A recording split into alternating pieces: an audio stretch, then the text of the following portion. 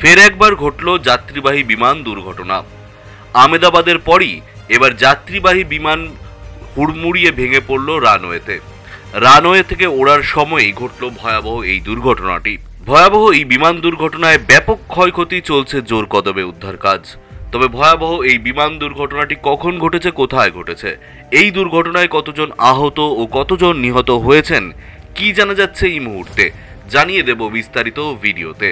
তাই অবশ্যই ভিডিওটি শেষ পর্যন্ত দেখবেন এবং আপনি আপনার জেলার নাম ভিডিওর কমেন্ট বক্সে কমেন্ট করে আমাদের জানিয়ে দেবেন। আপনার জেলার নতুন কোনো খবর বেরিয়ে এলে আমরা আপনাকে জানিয়ে দেব। একটা ছোট্ট অনুরোধ আপনার কাছে, ভিডিওটিতে একটি লাইক করবেন এবং আপনি এই চ্যানেলটিতে নতুন হলে চ্যানেলটিকে সাবস্ক্রাইব করে পাশের বেল বাটনটি বাজিয়ে দেবেন পরবর্তী খবরগুলো সবার আগে দেখার জন্য। আহমেদাবাদের পর ফের বিমান বিপর্যয়। রানওয়ে থেকে ওড়ার পরই হুড়মুড়িয়ে ভেঙে পড়ল বিমান। ভারতীয় সময় অনুযায়ী রবিবার ঘটনাটি ঘটেছে লন্ডনের সাউথ এন্ড বিমানবন্দরে। যদিও এই ঘটনায় কতজন আহত ও কতজন নিহত হয়েছেন সে খবর এখনো পর্যন্ত পাওয়া যায়নি। জানা গিয়েছে এদিন বিকেল 4টে নাগাদ এক্সেসের লন্ডন সাউথ এন্ড বিমানবন্দর থেকে নেদারল্যান্ডসের উদ্দেশ্যে রওনা দিয়েছিল বিচ বি-200 সুপার কিং বিমানটি।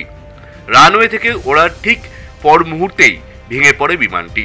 বিস্ফোরণের বিকট শব্দ শোনা যায়। দাউ দাউ করে জ্বলতে শুরু করে বিমানটি। ঘন কালো ধোঁয়ায় ঢেকে যায় চারদিক।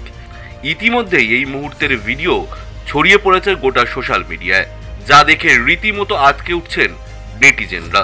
কি কারণে এই দুর্ঘটনা ঘটল তা এখনো পর্যন্ত অজানা। বিমানে উপস্থিত যাত্রীদের কি অবস্থা তাও জানা যায়নি এই মুহূর্তে।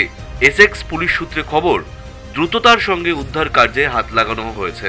স্থানীয়দের নিরাপত্তার কথা মাথায় রেখে বিমানবন্দরের অদূরে অবস্থিত রজফোর্ড হ্যান্ডেড গলফ ক্লাব এবং ওয়েস্ট ক্লিক রাগবি ক্লাব ফাঁকা করে দেওয়া হয়েছে।